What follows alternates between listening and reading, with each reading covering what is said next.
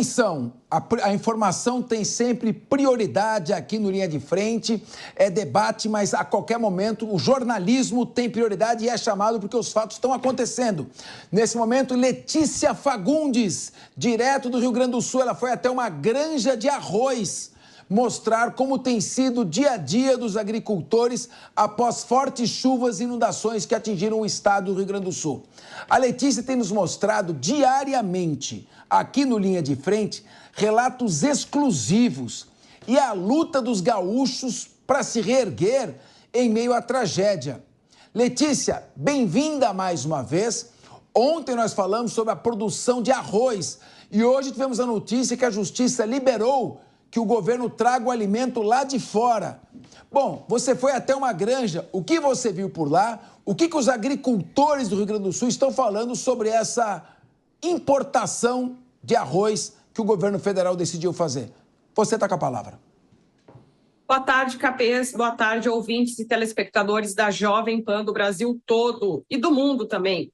Capês, teu pedido é uma ordem. Ontem tu falastes no programa sobre esse incômodo dos brasileiros que muitas vezes não têm noção do que está acontecendo na sua realidade, no seu dia a dia, no seu almoço, na sua janta. E o arroz é uma das principais comidas do prato brasileiro. A Jovem Pan foi apurar a informação desde as 5 horas da manhã, a gente está na estrada fazendo a apuração dos fatos. Ou seja, o jornalismo da Jovem Pan trabalha com a verdade e com a apuração de tudo que é dito aqui na reportagem. Eu mesma fui até a Nova Santa Rita e por lá falei com produtores, né, agricultores aí, granjeiros de arroz. Esses sim são pessoas que podem falar porque estão com a mão na terra, estão aí trabalhando no dia a dia para que o produto final, aquele arroz branquinho, que o brasileiro tanto gosta, esteja no prato todo santo dia. Lá eu falei com o senhor Dálcio, que me explicou um pouco a dificuldade que ele está tendo e fazer esse enfrentamento dessa notícia do governo federal que está importando arroz de fora do país. Ora, os nossos produtores aqui, que fazem 70% do arroz do país, estão com um questionamento para o governo federal. Eles pagam as contas como? E o governo federal vai dar um aporte, vai dar um apoio ou vai utilizar esse dinheiro para importar todo esse arroz? E um arroz que não se sabe muito bem a procedência, o brasileiro não sabe, porque aqui no Rio Grande do Sul, o produtor sabe. O produtor sabe a quantidade de agrotóxico que vai, o produtor sabe o que pode e o que não pode. Tem uma fiscalização extrema em cima disso. E o que é importado? Será que tem essa fiscalização? Essas foram as falas dos produtores. E a gente pode ver agora o entrevistado, o senhor Dálcio, que falou comigo, com a Jovem Pan aí. Pode rodar a entrevista. Eu acho que não tem arroz para todo mundo, né? Não precisaria estar importando arroz, mas era que ajudar o Rio Grande do Sul, né? Não tá gastando o nosso dinheiro aqui para que a gente paga imposto também, né? Então ele deveria de comprar o nosso arroz aqui em vez de estar comprando dos outros lugares, né? Alguém vai ter que ajudar a gente, né? Porque como é que nós vamos continuar de novo? E tem muita gente que não vai continuar, né? Que não tem como, não consegue continuar a trabalhar. Então esses governantes aí, o que eles têm que fazer? Esses governantes vir para cá, agora que eles têm que vir. Que agora baixou a água, entendeu? Agora a água baixou, agora que eles têm que vir ver o estrago que...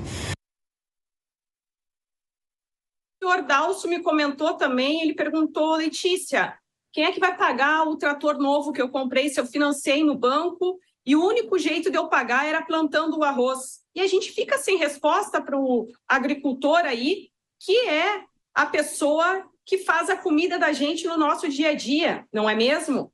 E agora a gente pode também ficar com a entrevista do Carlos Henrique, que é um outro granjeiro. A granja dele é bem forte em Nova Santa Rita, no Rio Grande do Sul.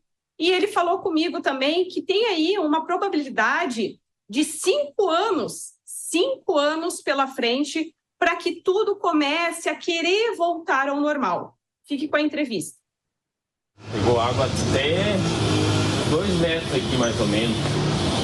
Veio até aqui assim. Nível nível da água.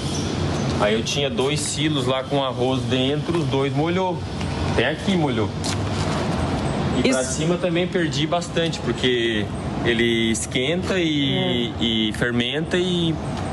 Aí perde tudo. Perde, bem dizer tudo, aproveitei muito pouco, assim. De lá eu tô tirando o que eu consegui aproveitar.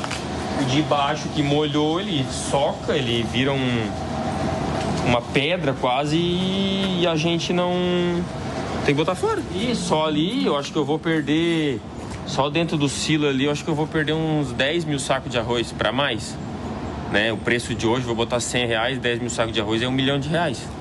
Só no silo. Dentro da sala da parte elétrica, ó. Isso aqui molhou tudo. Tudo. Botei o painel de controle. Eu vou ter que trocar, bem dizer, tudo aqui. Só aqui tem um gasto gigantesco, né? Aqui também. Lamentavelmente, o Carlos Henrique me comentou que não tem uma esperança muito forte de resolver isso tão cedo. E essas imagens que agora a gente está vendo é o que ele conseguiu resgatar do arroz lá, porque o resto embaixo, como ele falou, está molhado. E ele me mostrou, o cheiro é fortíssimo. E as empresas não aceitam esse arroz molhado, obviamente, porque ele apodrece na saca.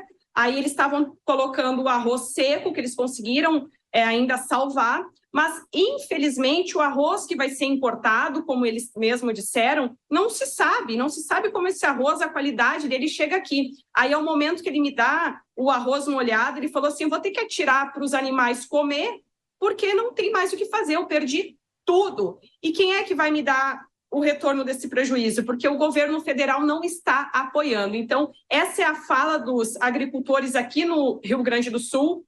E, Capês, infelizmente, a gente tem aí anos pela frente por conta de um solo muito problemático aqui no Rio Grande do Sul. Um estado tão forte na questão da agricultura, mas que está tão abandonado. E, por fim, né, com essa história de importação de arroz. Com vocês aí no estúdio. Ô, Letícia Fagundes, antes de você ir, nós temos uma audiência muito grande aí no Rio Grande do Sul e então, agricultores entram em contato conosco. Nesse momento, nosso programa está sendo visto pelos celulares, em tratores, em todos os locais. E eles vão interagindo conosco. Eu queria que você, na próxima entrevista que você fizer, eles estão dizendo o seguinte, que esse tipo de arroz é de uma qualidade inferior, ele usa herbicidas que são proibidos no Brasil, o grão não é inteiro, o grão é quebrado, ele é de menor qualidade e também são regiões que há em trabalho infantil, onde está sendo importado, que pode trazer sanções para o Brasil. Como nós temos que apurar e não adiantar as questões, eu pediria que são agricultores de São Borja, na fronteira ali com o Uruguai, no Rio Grande do Sul. Eu queria que você também investigasse e trouxesse para a PAN essa questão que tipo de arroz é esse. São 7 bilhões de reais, 7 bi, que poderiam ajudar muita gente. Vamos começar o nosso debate. Eu quero ouvir você. Tô te achando agora mais quietinho, Diego Tavares. Deu a louca no Wilson Pedroso aqui, começou a gritar. Eu queria ouvir um pouco você, Diego Tavares. Sabe, Capês, que a vantagem de ter um link bem no meio do debate assim é que dá uma arrefecida nos ânimos aqui, né? A gente coloca a bola no chão. Mas, de fato, eu acho que diante de uma safra colhida, que nós não conseguimos estimar o volume dessa safra, se vai faltar, se tem sobre-safra, enfim. Diante desse cenário tão duvidoso a respeito de como realmente ficou esse mercado no país, isso foi uma atitude extremamente prematura do governo, promover esse investimento tão grande de 7 bilhões de reais, que sem dúvida nenhuma seria muito melhor aproveitado se aplicado no próprio Rio Grande do Sul, em medidas de socorro a esses produtores rurais. Esse investimento nesse momento, enfim, para mim não se justifica, até porque nós nem quantificamos ainda o prejuízo para saber quanto de fato teria que ser importado de arroz para supostamente equalizar o mercado nacional. Fato é que isso vai causar um desregulamento muito grande no mercado, além de um desincentivo ao próprio produtor. Você vai bagunçar totalmente o esquema de preços brasileiro, que, novamente, não corre risco nesse ano de ficar desabastecido diante da safra que foi colhida. Então, essa conduta vai causar um desregulamento e, muito provavelmente, o mercado brasileiro de arroz não será mais autossuficiente depois desse ciclo, porque o produtor vai quebrar. O produtor não vai ter como competir com um arroz que está vindo subsidiado. E aí, novamente, com todos esses tipos de problemas que foram apontados aqui, o nível de produção, o tipo de mão de obra que é empregada, os defensivos agrícolas que são utilizados, enfim, conduta, ao meu ver, muito errada do nosso governo, mas mirando a propaganda, né? Como foi noticiado aqui outro dia, esse arroz que será vendido nas prateleiras vai ter um aviso bem grande de que é o arroz comprado pelo governo federal.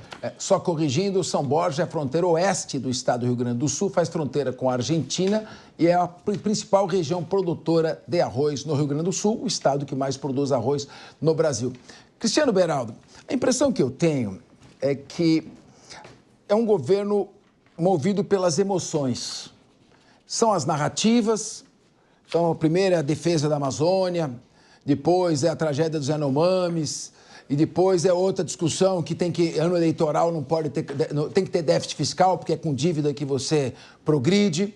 E agora, eu pergunto, eu não sei se é bom ou se é ruim. Eu estou ouvindo muita crítica dos agricultores do Rio Grande do Sul, daqueles que produzem arroz, sobre essa medida. Foi uma medida precipitada, não tem que ser feito um estudo primeiro. Como é que as coisas vão sendo feitas assim? São 7 bilhões que vão ser gastos. Que arroz é esse que está vindo? Precisa mesmo? A safra que já foi colhida não bastaria para alimentar a população esse ano? Não tem tempo para fazer um planejamento?